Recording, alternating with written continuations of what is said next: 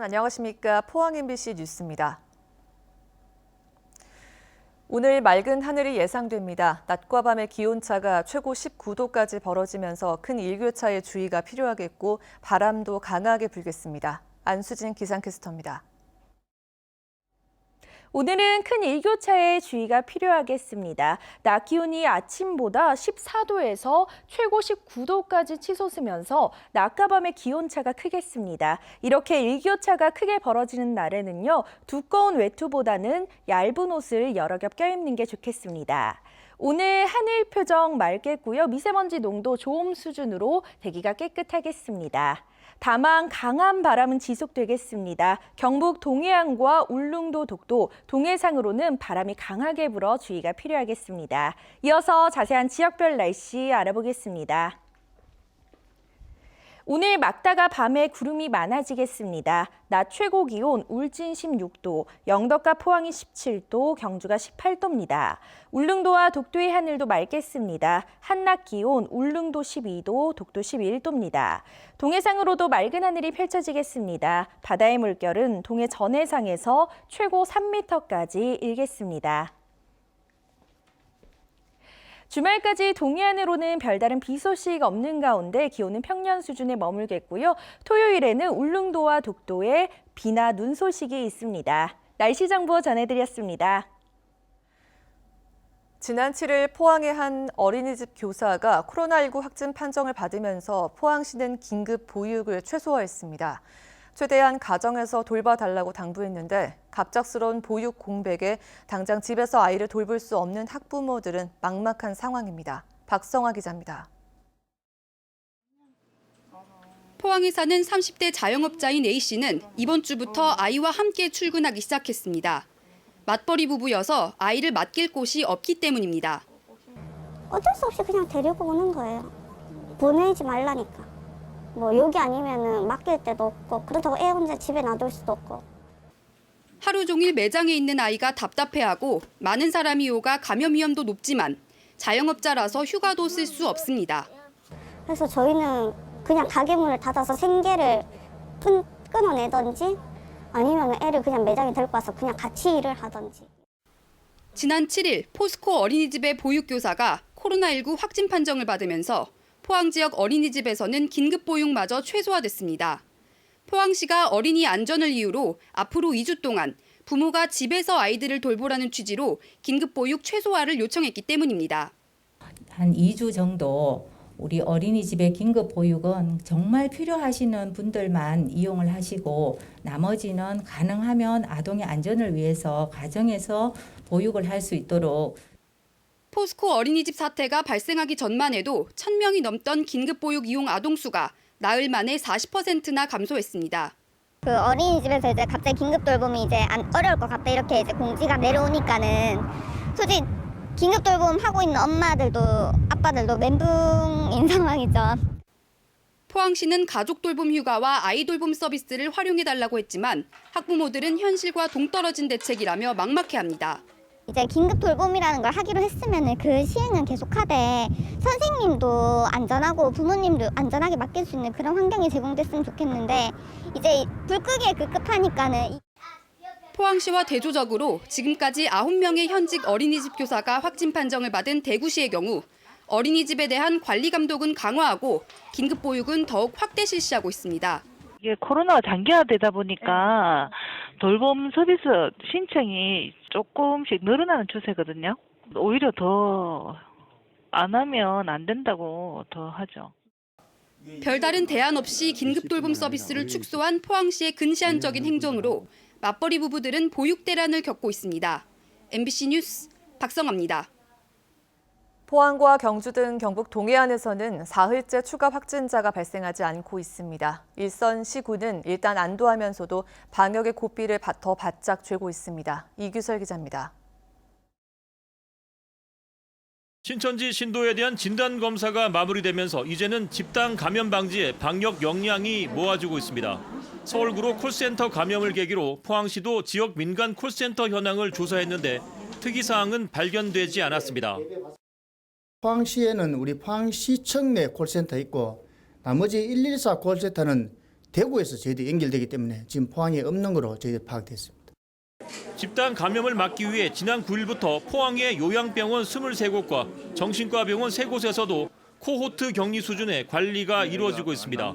26개 병원의 입원 환자는 모두 4,500여 명, 종사자는 2,600여 명에 이릅니다. 2,000명이 넘는 포항 지역 외국인 근로자에 대한 전담 관리도 시작됐습니다. 수산진흥과에서 선원 700여 명을 관리하는 등 업무 연관성이 높은 4개 부서가 외국인 근로자 특별 관리에 들어갔습니다.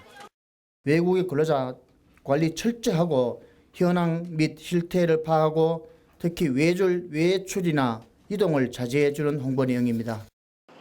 경주시는 500명이 넘는 확진자가 입소해 있는 생활치료센터 관리에 특별히 신경을 쓰고 있습니다.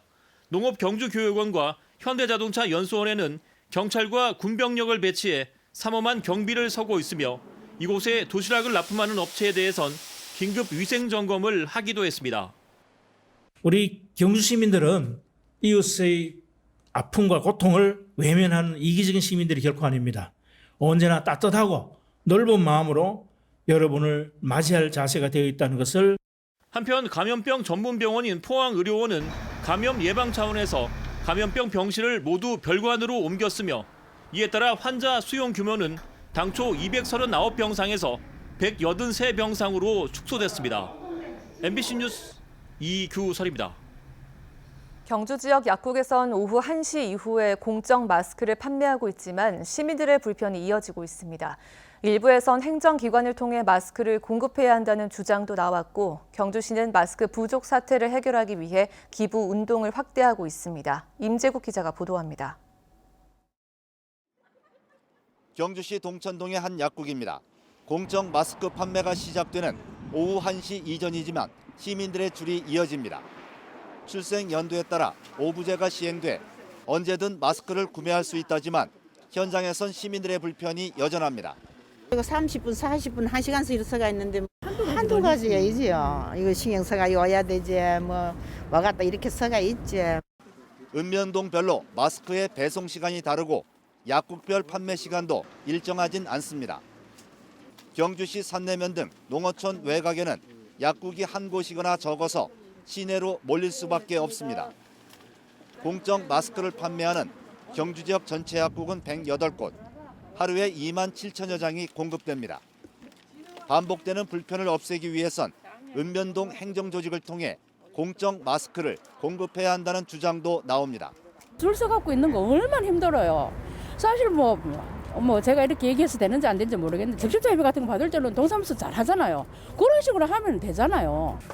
마스크 부족을 해결하기 위해 경주시도 적극적으로 나섰습니다. 경주시 종합자원봉사센터와 경주 YMCA를 통해 시민과 기업, 기관 단체로부터 지금까지 2만 4천여 장의 마스크와 4,300만 원의 기부금을 받았습니다. 나눔 운동으로 받은 마스크는 취약계층에 우선 공급하고 봉사회 등을 통해 면 마스크도 자체 제작해 부족한 마스크를 충당하고 있습니다. 마스크 만들기 운동, 또 좀 여유가 있고 건강하신 분들이 자신의 마스크를 이웃들에게 나누어주는 나누기 운동, 또 출향 인사나 또 독지가들이 취약계층에 마스크를 보내주는 보내기 운동. 마스크 부족 사태가 심각해지자 경주경찰서는 마스크 매점 매석과 허위 판매 등을 집중 단속하고 있으며 오는 14일까지 자진 신고하면 처벌을 유예하기로 했습니다. MBC 뉴스 임재욱입니다. 경찰이 신천지 대구 교회에 대한 압수수색 영장을 2번 신청했는데 검찰은 2번 모두 반려해 큰 파장을 일으켰습니다. 그런데 이번에는 신천지 측이 교인 명단이 유출됐다며 고발했는데 이 사건에 대해서는 검찰이 신속하게 영장을 청구해 다시 논란이 일고 있습니다. 윤태호 기자입니다. 대구지방경찰청이 신천지 교인 명단 인터넷 유출 사건을 수사하고 있습니다. 신천지 측이 교인 명단이 유출됐다며 정보통신망법 위반으로 고발한 데 따른 것입니다. 경찰이 인터넷 사이트 운영자를 상대로 명단 작성자 등에 대한 압수수색 영장을 지난 9일 신청하자마자 검찰은 곧바로 영장을 청구했습니다. 교인 숫자를 허위로 제출했다며 대구시가 신천지 대구교회를 고발한 사건에서 경찰의 영장을 잇따라 반려한 것과는 대조적입니다.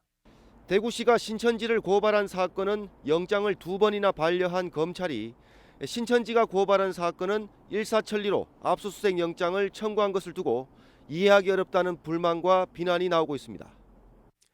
대구지검은 교인 명단 유출 사건은 그 자체만으로 범죄 혐의가 소명된 것이며 고의성이 명확하게 소명되지 않은 대구시 고발 사건과는 성격이 다르다고 밝혔습니다.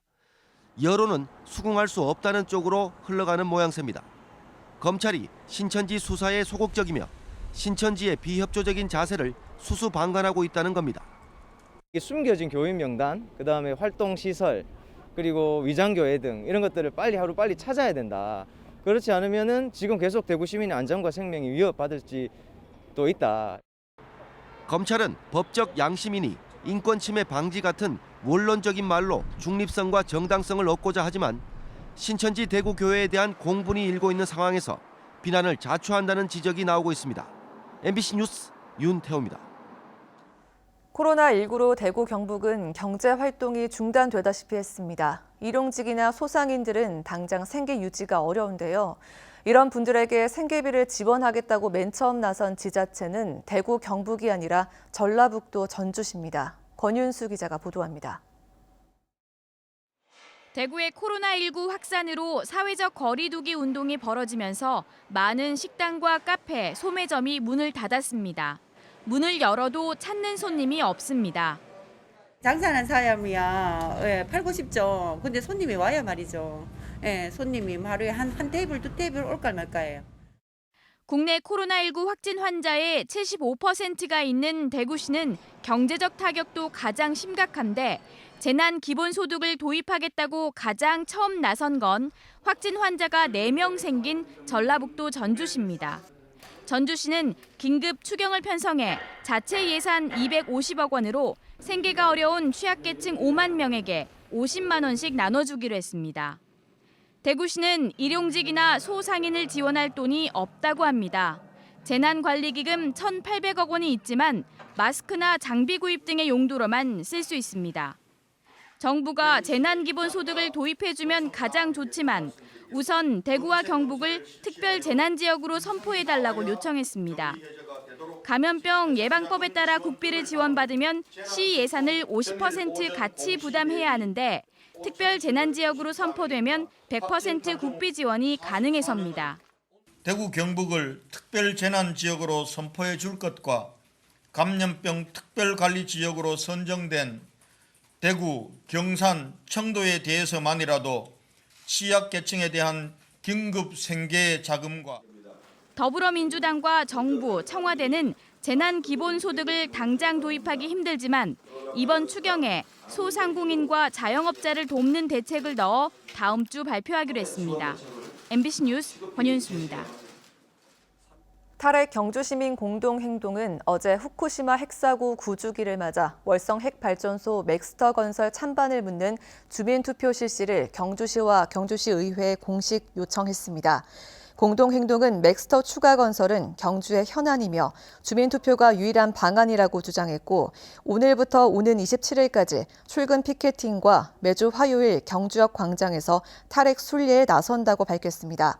또 지난해 11월 출범한 월성원전 지역 실행기구의 즉각 해산을 비롯해 맥스터 추가 건설 승인 취소와 맥스터 건설 자재 반출을 촉구했습니다.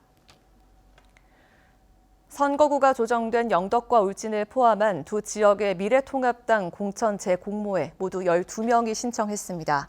군위 의성 청송 영덕에서는 강석호 현 의원과 김희국 전 의원, 우병윤 전 경상북도 경제부지사, 신용길 변호사, 남호균 전 국회의원 보좌관, 황재철 전 경북도 의원, 박성민 전 영남대 총학생회장, 최익봉 전 육군 중장 등 8명이 신청했습니다. 또 영주 영양 봉화 울진에서는 장윤석 전 의원과 박형수 변호사, 황헌 전 MBC 앵커, 권영택 전 영양 군수 등 4명이 신청했습니다. 한편 더불어민주당은 영주 영양 봉화 울진에서는 송성일 전 봉화군 농민회장과 황재선 변호사 간의 경선을 하기로 했고 군위 의성 청송 영덕은 추후 후보를 낼 방침입니다. 포항시 의원들이 코로나19 극복을 위해 써달라며 성금 810여만 원을 포항시에 기탁했습니다. 서재원 의장 등 포항시 의원 31명은 월정수당 10%와 의회 사무국 성금 100만 원 등 810여만 원을 어제 이강덕 시장에게 전달했습니다. 시의회는 이와 함께 위축된 지역 경제를 하루빨리 회복하기 위해 소상공인 지원 등이 담긴 추경 예산안 심사를 당초 5월에서 4월로 앞당길 예정입니다.